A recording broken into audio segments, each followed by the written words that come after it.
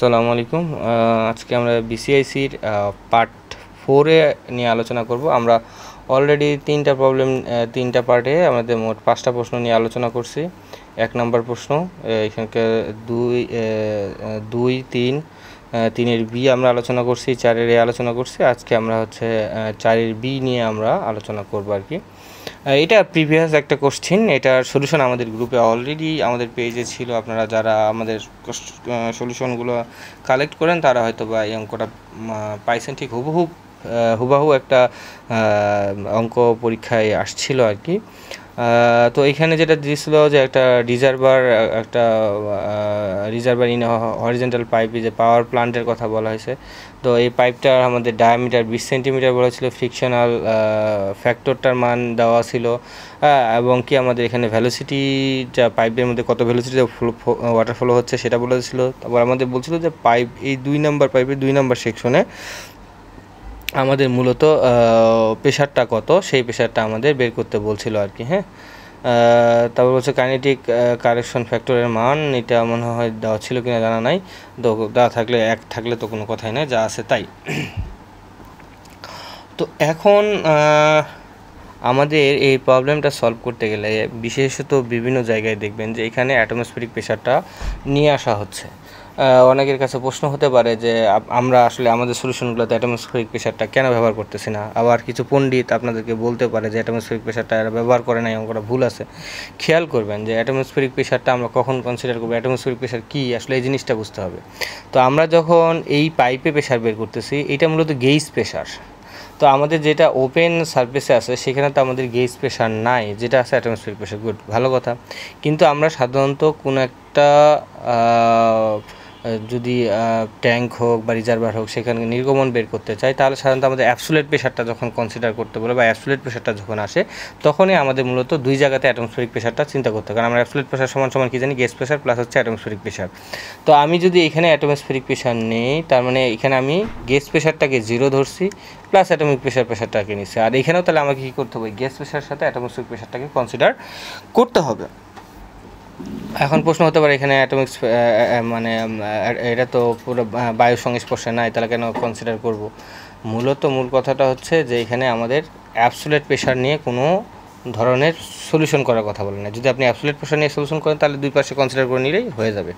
তো এখন আসেন মূলত আমাদের যেটা এখানে হচ্ছে, মূলত খেয়াল রাখবেন আমাদের এখানে মূলত লস যদি কল্পনা করি, এখানে প্রশ্নের মধ্যে যেহেতু এই একটা কথা বলে দেওয়া নাই যে আসলে আমাদের এখানে কোন লসগুলোকে কনসিডার করতে। আমরা জানি যে 2 ধরনের লস থাকে। একটা মেজর লস, যেটাকে আমরা সাধারণত মানে ঘর্ষণ ফ্রিকশন হেড লস হিসাবে কনসিডার করে থাকি। আর একটা কিছু মাইনর হেড লস আছে, যেগুলো হচ্ছে আমাদের এই যে ইন্টার করার জন্য, এক্সিট করার জন্য, বেন্ড থাকলে, হঠাৎ যদি সাডেন কম্প্রেশন হয় বা কন্ট্রাকশন হয় আর সাডেন এক্সপানশন হয়, এগুলোর জন্য কিন্তু বিভিন্ন ধরনের আমাদের হেড লস কনসিডার করা হয়। তো এইখানেই আরেকটা ব্যাপার ছিল, সেটা হচ্ছে যে এই হেড লসগুলো আমরা বাকি যে মাইনর হেড লসগুলো কখন কনসিডার করি, যখন আমাদের এই পাইপের লেন্থটা কম হয় এবং আমাদের লেন্থটা আউটলেট পর্যন্ত দেওয়া থাকে। যেহেতু এখানে এটা দেওয়া নাই, তাহলে আপনার শুধু মেজর হেড লসটাও কল্পনা করে অঙ্কটা করলেই হয়ে যায়। মাইনর হেড লসগুলো তেমন কল্পনা করতে হয় না। আর এখানে মাইনর হেড লস যেহেতু ভ্যালোসিটি 1 অনেক কম আসবে, তো ওই জন্য মূলত আমরা এখানে বেসিক্যালি মেজর হেড লসটাকে কনসিডার করছি। তো আমরা ফ্রিকশন ফ্যাক্টর দেওয়া আছে, ফ্রিকশন ফ্যাক্টর দিলে মেজর হেড লস বের করার সূত্র F সমান আমরা জানি কি FL V²/2GD। জাস্ট এখানে ফেলে দিলে আমাদের 7.645 আমাদের যে মাইনর হেড লসটা, এই মেজর হেড লসটা আছে সেটা চলে আসলো। তো আমরা হেড লস যোগের ক্ষেত্রে কি জানি, আমরা হেড লসটা কোন দিকে কনসিডার করবো, যেহেতু এই যে 2 নাম্বার পাইপের মধ্যে আমাদের মূলত ইয়াটা বের করতে বলছে প্রেশারটা, তাহলে আমরা 2টা পয়েন্ট কনসিডার করবো। এটা একটা পয়েন্ট আর এটা একটা পয়েন্ট, প্রত্যেকটা পয়েন্টের এলিভেশন আমাদের দেওয়া আছে। আর আমরা জানি হেড লসটা কোন দিকে হয়, যখন আমাদের মূলত নির্গমন যেখানে গিয়ে শেষ হয় ওইখানে যায় হেড লসটা, আমাদের ফাইনাল হেড লসটা পাওয়া যায়। তার মানে পানিটা এইখান থেকে শুরু করে এইখানে আসে, যখন এখানে আসে বের হয়ে যাবে, তখন আমাদের ফাইনাল হেড লসটা আমরা পাবো। তো আমাদের তাহলে হেড লসটা যোগ হবে কোন দিকে, আমাদের পয়েন্ট 2, অর্থাৎ যে পাশে আউট হবে ওয়াটারটা, আউটফ্লো হবে, সেই পাশে মূলত আমাদের হেড লসটা যোগ হবে। তাহলে আমরা ওই কন্ডিশনের বার্নৌলির ইকুয়েশনটা আমরা যদি এখানে ফেলে দিই, ফেলে দেওয়ার ফলে এটার এলিভেশন দেখি আমরা কত 20 দেওয়া আছে, আর এই উপর পয়েন্টের এলিভেশন কত দেওয়া আছে আমাদের 100 দেওয়া আছে। এখানে কোনো ভ্যালোসিটি নাই, সেটা 0 হবে, প্রেশার নাই, সেটাও কী হবে আমাদের 0 হবে। তো ওই কনসিডারেশনগুলো নিয়ে আসে আমরা জাস্ট মানগুলো বসাই দেবো এবং হেড লসটা যেখানে বসাই দিই, তাহলে ফাইনালি আমাদের এই পাইপে আমাদের প্রেশারটা আসতেছে কত 709.30 প্যাসকেল কিলো প্যাসকেল আমাদের চলে আসতেছে। এখানে খেয়াল রাখবেন একটা বিষয় শুধু, সেটা হচ্ছে আপনি এখানে আসলে কোন ধরনের ইউনিটটা ব্যবহার করতেছেন, অর্থাৎ আপনার হচ্ছে যে পিএর নিচে যে ইউনিটটা ব্যবহার করতেছেন সেটার উপর ডিপেন্ড করে কিন্তু এখানে ইউনিটটা হবে। আপনি যদি এখানে 1000 বসাই দেন তাহলে এটা কিন্তু কিলো প্যাসকেলে আর আসতো না, তখন কেজি পার যেটা মিটার স্কোয়ার বলি ওভাবে চলে আসতো আর কি। তো আপনি এখানে আমরা সাধারণত এটা 9.81 কিলো নিউটন আকারে বসাইছি, সেই জন্য মূলত আমাদের এটা কিলো প্যাসকেলে আসছে। এই হচ্ছে ইউনিটটার দিকে একটু খেয়াল রাখবেন। আপনি এখানে যে ইউনিট ওয়েটটা আছে, ইউনিট ওয়েটটা যে ইউনিটে বসাবেন সেই ইউনিটে মূলত আমাদের ইয়ার মানটা চলে আসবে। তারপর চলে আসি হচ্ছে আমরা 4-এর সি যে প্রশ্নটা আসছিল সেটা, এটাও খুবই ইজি একটা অঙ্ক দেওয়া ছিল। তো একটা স্ট্রম উইথ 10 সেন্টিমিটার প্রিসিপিটেশনের কথা বলা হয়েছিল এবং ডিরেক্ট রান অফ কতটুকু জায়গার মধ্যে হয় বা ডিরেক্ট রান অফের ভলিউমটা কত সেটা আমাদের বলে দেওয়া ছিল। তারপর হচ্ছে আমাদের ওই জায়গার এরিয়া দেওয়া ছিল, ক্যালকুলেট করতে বলছিল আমাদের ইফেক্টিভ রেইনফল আর হচ্ছে কি আমাদের মূলত রান অফ। তো এই অঙ্কটা খুব সহজ ছিল, মানে ব্যাপারটা হচ্ছে কি ধরেন যে আমাদের এরকম একটা জায়গা, এই জায়গাটাতে মূলত আমাদের কি হচ্ছে বৃষ্টিপাত হচ্ছে। আমরা এটা আরেকটু ইজি করি, ধরেন যে এরকম একটা জায়গা আর কি আমাদের,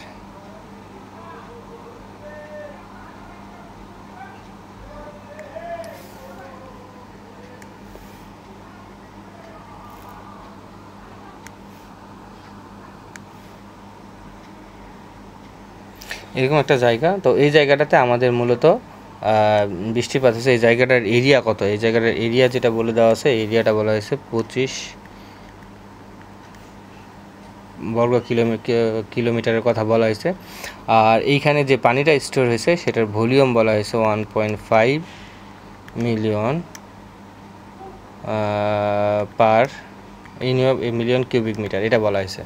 তাহলে এখন আসেন ভাই, মূলত আমাদের রান অফ ডেপথ বলতে, ইফেক্টিভ রান অফ ডেপথ বলতে আমরা কি বুঝি? তো এই টোটাল যে ভলিউমটা, এই জায়গায় যে ভলিউমটা আছে, ডেপথ তো এটাই আমাদের, তাই না? যতটুকু পানি এখানে স্টোর হয়েছে এটাই তো আমাদের ডেপথ। তো আমরা যদি এই ডেপথটা বের করতে পারি তাহলে এইটা যদি বের করতে পারি, এটা হচ্ছে আমাদের রান অফ ডেপথ চলে আসবে। তো রান অফ ডেপথ আমরা কেমনে বের করবো? তাহলে আমরা যদি টোটাল ভলিউমটাকে টোটাল এরিয়া দিয়ে ভাগ করতে, তাহলে ডেপথ চলে আসবে।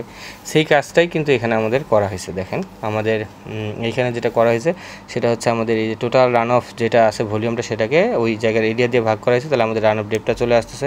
এখন আমাদের রান অফ কোএফিশিয়েন্ট সমান যেহেতু রান অফ আছে, তাহলে আমরা কি বুঝি? রান অফ ডিভাইডেড বাই হচ্ছে আমাদের মূলত প্রিসিপিটেশন বা রেইনফল যেটা বলেন না কেন। আমাদের রান অফ দেওয়া আছে কত পাইলাম আমরা, কত 6 সেন্টিমিটার, আর প্রিসিপিটেশন 10 সেন্টিমিটার দেওয়া আছে। তাহলে এখান থেকে আমাদের রান অফ কোএফিশিয়েন্টটা চলে আসতেছে। এই হচ্ছে আমাদের 4-এর সি যে প্রবলেমটা ছিল সেইটা। তারপর চলে আসে হচ্ছে আমাদের একটা ছিল আমাদের হচ্ছে ট্রান্সপোর্টেশনের 2টা প্রবলেম ছিল। তার মধ্যে প্রথমটা যেটা ছিল আমাদের হেডওয়ে টাইম দেওয়া ছিল, এখান থেকে আমাদের ফ্লোটা বের করতে বলছিল এবং ডেন্সিটিটা বের করতে বলছিল। তো আমরা হেডওয়ে টাইম বলতে কি বুঝি? আমরা হেডওয়ে টাইম বলতে বুঝি, ধরেন যে এটা একটা গাড়ি এবং এটা একটা গাড়ি, হ্যাঁ এটা একটা গাড়ি। তো এই দুইটা গাড়ির এই যে একজন আরেকজনকে যে সময়ের সাপেক্ষে যে যতটুকু সময় নিয়ে একজন আরেকজনকে পিছনে ফলো করতেছে, সেটা হচ্ছে মূলত হেডওয়ে টাইম। এই হেডওয়ে টাইমটা আমাদের মূলত দেওয়া ছিল। এই হেডওয়ে টাইমের সাপেক্ষে আমাদের ফ্লোটা বের করতে বলা হয়েছিল। এটাও সম্বন্ধে এই বিষয়ে আমাদের গ্রুপে টোটাল একটা সুন্দর ভিডিও দেওয়া আছে। তো এই হেডওয়ে টাইমটাকে মূলত আমাদের যে ফর্মুলাটা ছিল সেটা হচ্ছে কি, আমাদের এখানে উপরে 1 আওয়ার ছিল, তো আমরা নিচে যেহেতু সেকেন্ডে বসাবো, এই 1 আওয়ারটাকে আমরা সাধারণত সেকেন্ডে করার জন্য আমরা কী করছিলাম এখানে 36, অর্থাৎ 1 ঘন্টায় মোট কতগুলো গাড়ি ওই রাস্তা দিয়ে প্রবাহিত হচ্ছে, সেটা হচ্ছে কিন্তু আমাদের ট্রাফিক ফ্লো। যদি আমি হেডওয়ে টাইমটা চিন্তা করি, ওই হেডওয়ে টাইম কনসিডার করলে আমাদের এই ট্রাফিক ফ্লো যেটা ইয়াটা আছে আর কি, ট্রাফিক ফ্লোর মানটা বের হয়ে চলে আসে। তো আমাদের এখানে ধরলাম যে আমাদের যে এখানে 1 ঘন্টা, মানে ধরেন যে পুরো 1 ঘন্টা যেটা আমরা চিন্তা করতেছি, 1 ঘন্টায় প্রতি ঘন্টায় যদি আমাদের ধরেন যে একটা করে গাড়ি যাচ্ছে 4 পয়েন্ট কত করে 2.4 সেকেন্ড করে, তাহলে মোট কয়টা গাড়ি যাবে। হ্যাঁ, আমি যেটা বলছি ট্রাফিক ফ্লোটা আমরা তো পার আওয়ারে হিসাব করি, তাহলে এখানে এটা আওয়ার ছিল, এই আওয়ারটাকে জাস্ট 3600 করলাম, যে আমরা প্রতি ঘন্টায় আমরা হিসাব করি প্রতি ঘন্টায় কতগুলো গাড়ি ওখান থেকে গেল, একটা গাড়ি আরেকটা গাড়ির কতক্ষণ পর যাচ্ছে। আমরা দেখলাম যে হেডওয়ে টাইম যেটা সেটা পাচ্ছি 4.5 সেকেন্ড, তাহলে 1 ঘন্টায় মোট কতগুলো গাড়ি গেল। তো দেখা যাচ্ছে ক্যালকুলেশন করে দেখা যাচ্ছে এখানে মোট গাড়ি গেছে হচ্ছে কয়টা, মোট গাড়ি গেছে হচ্ছে আমাদের 1500টা। তো প্রতি ঘন্টায় আমাদের ওই রাস্তা দিয়ে এই যে রাস্তাটাতে আমরা এখানে ধরেন যে আমি দাঁড়ায় থেকে মূলত গাড়িগুলো কাউন্ট করতেছি, তো কাউন্ট করে দেখলাম যে প্রতি ঘন্টায় অ্যাভারেজ আমাদের কতগুলো গাড়ি যাচ্ছে, 1500 গাড়ি প্রতি ঘন্টায় ওই রাস্তার এই পয়েন্টটা দিয়ে পার হচ্ছে আর কি। তো এখন আসেন, এটা হচ্ছে আমাদের মূলত ট্রাফিক ফ্লোটা চলে আসলো, যেটার ইউনিট আমরা জানি কি ভেহিকল পার আওয়ার। হ্যাঁ, পরে আসেন আমরা ডেনসিটি বের করবো। ডেনসিটিটা মূলত কি, ডেনসিটি বলতে বোঝায় 1 মাইলে কতগুলো গাড়ি দাঁড়ানো আছে, 1 মাইলে কতগুলো গাড়ি দাঁড়ানো আছে সেটা হচ্ছে মূলত ডেনসিটি। তার মানে প্রতি কিলোমিটারে গাড়ির সংখ্যাটাই তার ডেনসিটি বোঝাচ্ছে। তাহলে আমরা এখানে ফ্লো পেয়ে গেছি, এই ফ্লোকে যদি আমি ওই গাড়ির ভ্যালোসিটি দিয়ে ভাগ করি, খেয়াল করবেন ফ্লোটা কী ছিল আমাদের, মূলত ভিকেল পার আওয়ার ছিল, আর ডেনসিটিটা ভ্যালোসিটিটা কি আমাদের মাইল পার আওয়ার। তাহলে এখন দেখেন এখান থেকে আওয়ার কাটা যাচ্ছে, তাহলে এখানে কি আসতেছে ভিকেল ডিভাইডেড বাই মাইল, তার মানে কি প্রতি মাইলে কয়টা করে গাড়ি আছে সেই সংখ্যাটা চলে আসবে। ওই জন্য জাস্ট এইটার যে ডেনসিটির ফর্মুলাটা কী লেখা হয়, জাস্ট ইউনিটটা খেয়াল রাখ, ডেনসিটি কিউ সমান আমরা কি জানি কে ইন্টু ভি জানি। তো এখান থেকে কিউকে যদি আমরা ভি দ্বারা ভাগ করে দিই, তাহলে আমরা এখান থেকে সুন্দর করে ডেনসিটিটা পেয়ে যাব। তো এখানে আমরা জাস্ট ওই কাজটাই করছি, আমরা 60 দ্বারা ভাগ করে দিলে মূলত আমরা এখান থেকে ডেনসিটিটা পেলাম 25, অর্থাৎ প্রতি মাইলে 25টা করে গাড়ি দাঁড়ানো আছে আর কি।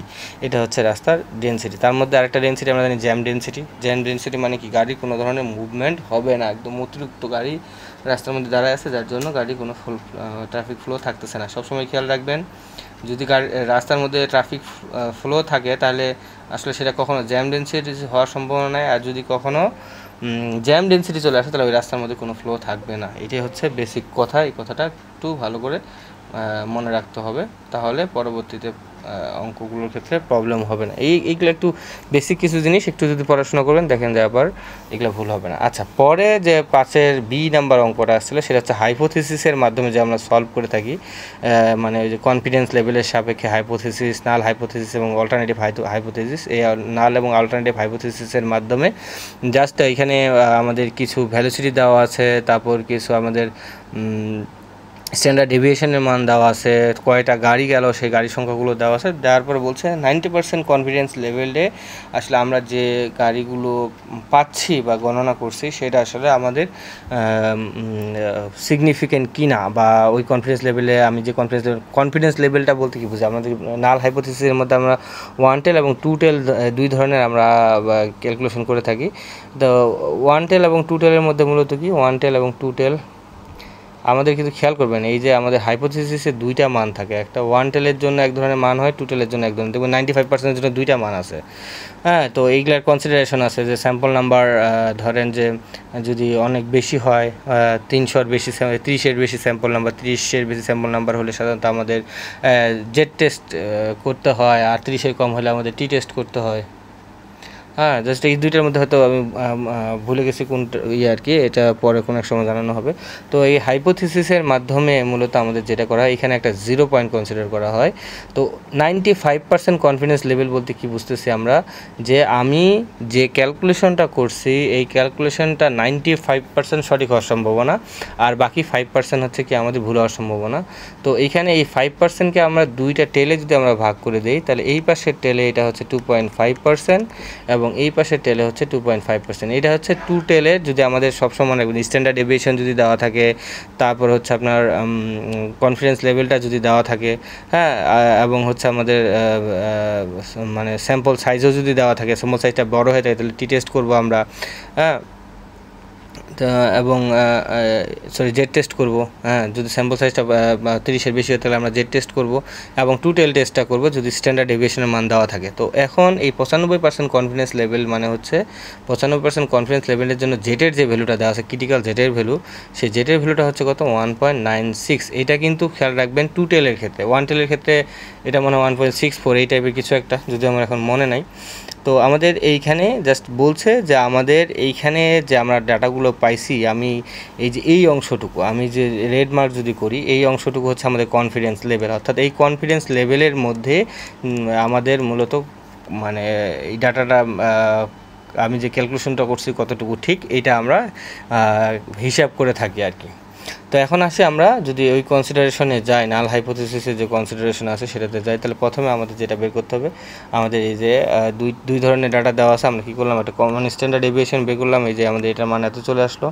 তারপর আমাদের যে ডিফারেন্স আছে সেই ডিফারেন্সটা হচ্ছে কত, আমাদের যে দুইটা ভ্যালোসিটি দেওয়া আছে এই ভ্যালোসিটি দুটো ডিফারেন্স আসতেছে আমাদের এইটা, এবং আমাদের যে ইয়াটা ছিল আমাদের কনফিডেন্স 95% কনফিডেন্স লেভেলের জন্য যেটার ভ্যালু ছিল কত, আমাদের 1.96 ইন্টু আমাদের এই যে স্ট্যান্ডার্ড ডেভিয়েশন আমরা জানি যে আমাদের যে একদম যে ক্রিটিক্যালের সাথে কম্পেয়ার করি সেটা হচ্ছে কি, আমাদের যে জেডটা পাই কনফিডেন্স লেভেল 90% হাইপোথিসিস, তার সাথে স্ট্যান্ডার্ড ডেভিয়েশনটা গুণ হবে। গুণ করার পরে আমরা দেখলাম যে এর মানটা আসতেছে কত, আমাদের এই যে 3.2 যে দুইটার ভ্যালোসিটির যে ডিফারেন্সটা দেওয়া আছে সেটা হচ্ছে কত, আমাদের 3.2 থেকে কম আসতেছে। তার মানে আমাদের যেহেতু জেড ক্রিটিক্যালের থেকে ভ্যালু অর্থাৎ বেশি, আমরা যেটা কল্পনা করতেছি তার থেকেও বেশি আমাদের অ্যাকসেপ্টেবল এরিয়ার মধ্যে এটা চলে আসতেছে, তার মানে আমি যে 90% কনফিডেন্স লেভেলের জন্য ডাটাটা কনসিডার করলাম, এই সিগনিফিক্যান্ট 95% কনফিডেন্স লেভেলের জন্য আমাদের এই ক্যালকুলেশন বা যে ডাটাগুলো বা যে ইনফরমেশনগুলো আমি ওই রোডে দাঁড়ায় থেকে নিছি সেগুলো আমাদের সিগনিফিক্যান্ট এবং আমার হিসাবটা ঠিক আছে। এই হচ্ছে মূলত আমাদের যে হাইপোথিসিসের যে অঙ্কটা আসছিল, এটা হচ্ছে এই অঙ্কটা। তো এই হচ্ছে আমাদের মূলত পার্ট 4-এর আলোচনা। ইনশাআল্লাহ পার্ট 6-এ আমরা এটার সম্পূর্ণ আলোচনা শেষ করব। সার্ভিংয়ের 2টা অঙ্ক আছে, সার্ভিংয়ের 2টা অঙ্ক নিয়ে আমরা মূলত শেষ করব আর কি। ধন্যবাদ, সবাই ভালো থাকবেন। আসসালামু আলাইকুম।